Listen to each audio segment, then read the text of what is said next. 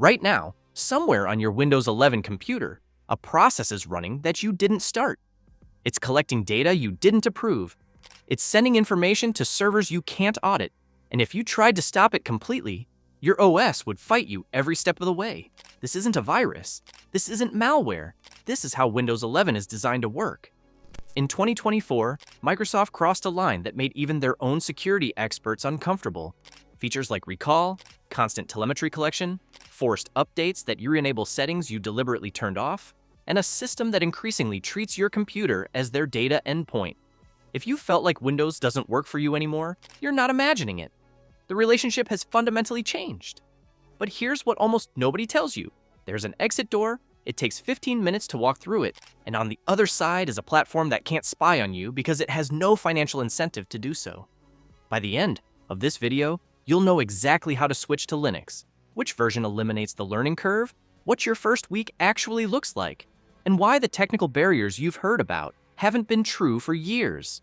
Let me be direct about what you're running from.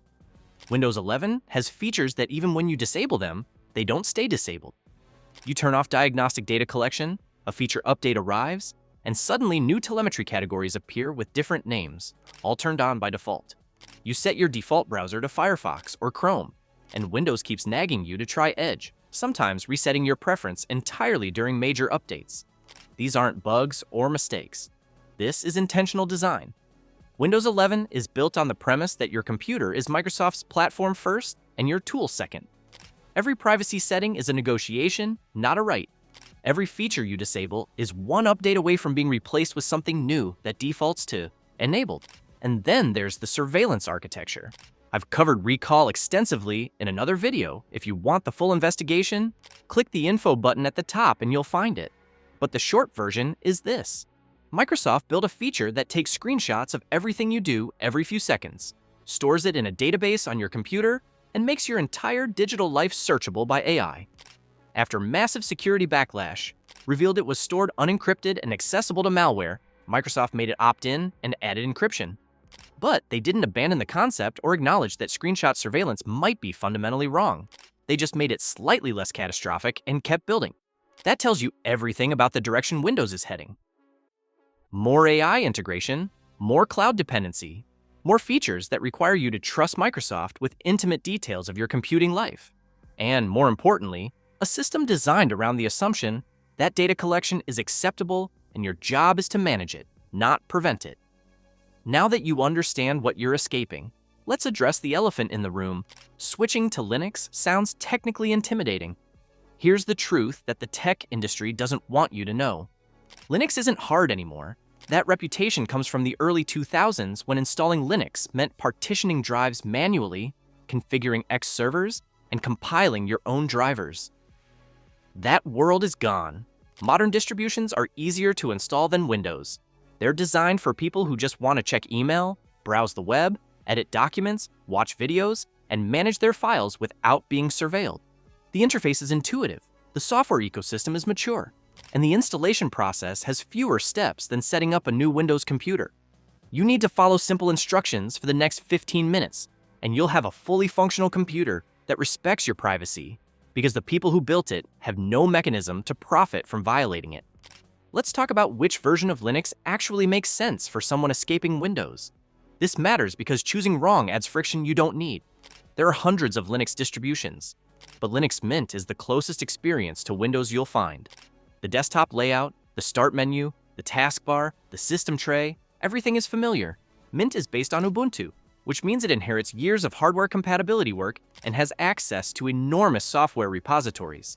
It comes with everything pre-installed: Office Suite, media players, image editor, PDF reader, web browser. You're not starting with a blank system. While Ubuntu and Pop! OS are also excellent, we're using Mint with the Cinnamon desktop because it has the gentlest learning curve and the most Windows-like experience. You're not locked into this choice forever. You're choosing a starting point. Here's the complete process, step by step, explained like you've never touched Linux before. Step 1. Back up everything you care about from Windows. Documents, photos, videos, music, browser bookmarks, any files that matter. Use an external hard drive, a USB stick, or upload to cloud storage. This takes 10 to 15 minutes depending on how much data you have. You're not losing anything. You're creating insurance before you make changes. Step 2. Download the ISO. Go to linuxmint.com on your Windows computer. Choose the Cinnamon Edition with the latest version number. Download the ISO file, which is about 2.5 gigabytes. On a reasonable internet connection, this takes 5 to 10 minutes. Step 3. Create a bootable USB drive. You need a USB stick with at least 4 gigabytes of space, though 8 is recommended. Download a free program called Rufus if you're on Windows, or Balena Etcher, which works on any system. Both are simple.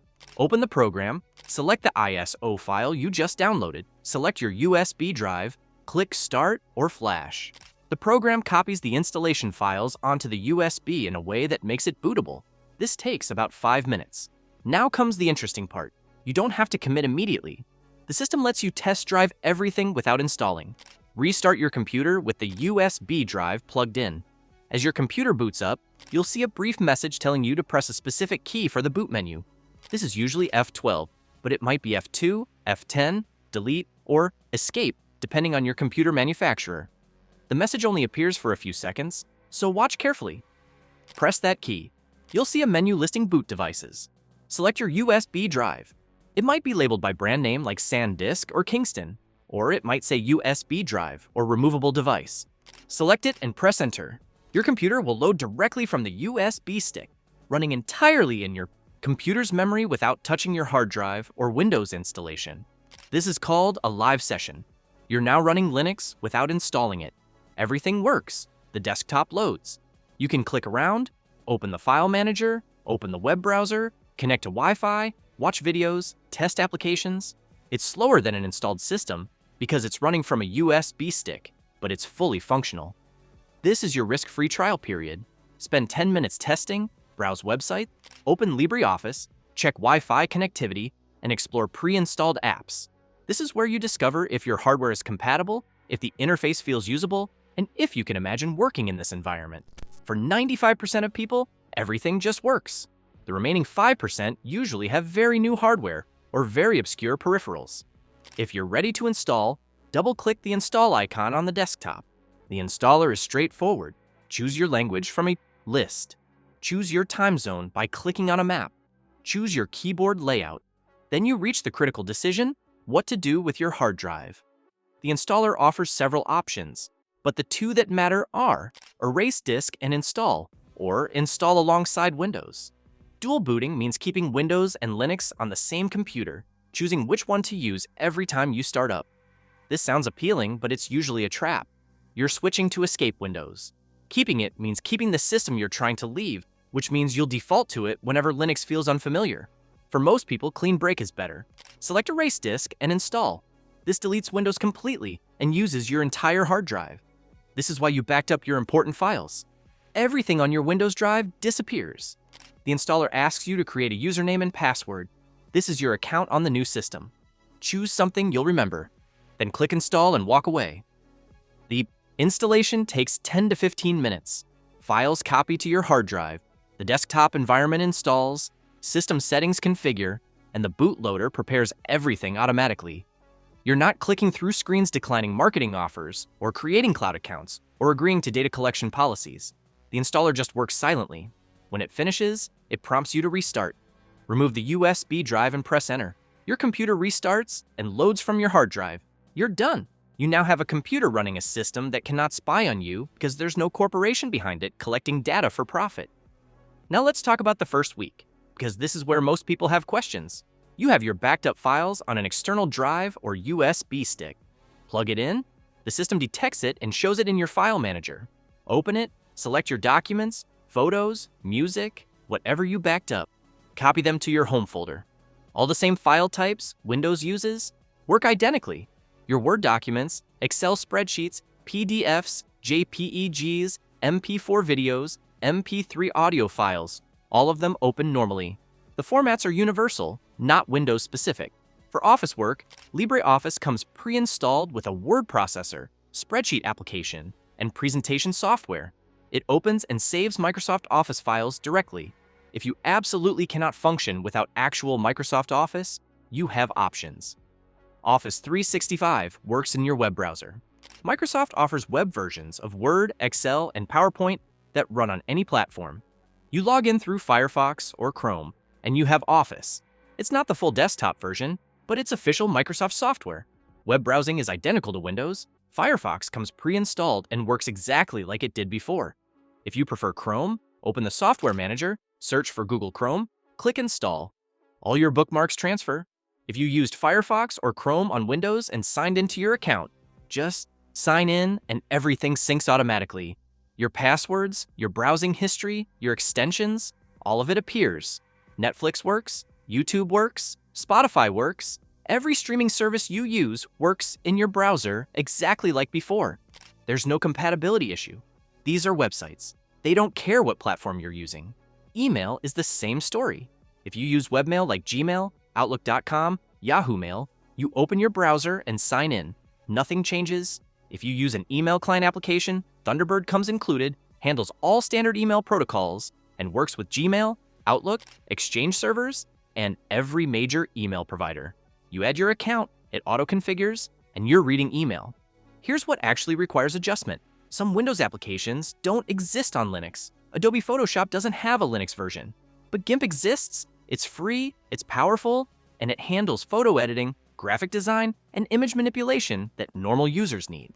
For video editing, you lose Adobe Premiere, but you gain DaVinci Resolve, which is actual Hollywood-grade software with a free version for Linux. Blender, the 3D modeling and animation software, works better on Linux than Windows. Gaming is complicated. Steam works. Thousands of games run natively or through Proton, Steam's compatibility layer that translates Windows games. But competitive online games with kernel-level anti-cheat often don't support Linux. If gaming is your primary use, check ProtonDB before switching. Search for your specific games. Users report what works and what doesn't. Printers usually just work. Built-in drivers exist for most major manufacturers. You connect your printer, the system detects it, you print. Scanners, webcams, external hard drives, USB devices, almost everything has broad compatibility. Software installation feels different, but becomes natural quickly. Instead of downloading installers from manufacturer websites, you use the Software Manager. It's like an app store, but every app is free. You search for what you need, click Install, enter your password, done. No hunting for legitimate download buttons, no bundled adware, no installation wizards, just clean software from verified sources. Updates are completely different, and this difference matters profoundly. Windows updates when Microsoft decides. They install when Microsoft decides. They include changes you didn't request. On Linux, you control everything.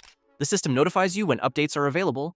You review what's being updated. You choose when to install. Nothing happens without your explicit approval. Nothing restarts your computer without permission. Security patches, application updates, system components, everything is transparent and user-controlled. Here's the honest reality check. Linux isn't perfect. You will encounter software that doesn't have a Linux version and no perfect alternative. You will sometimes search forums for solutions instead of calling corporate support. The trade-off is philosophical. Windows assumes you'll accept whatever Microsoft decides. Linux assumes you're capable of making your own decisions. Windows optimizes for data collection and market share. Linux optimizes for user control and privacy.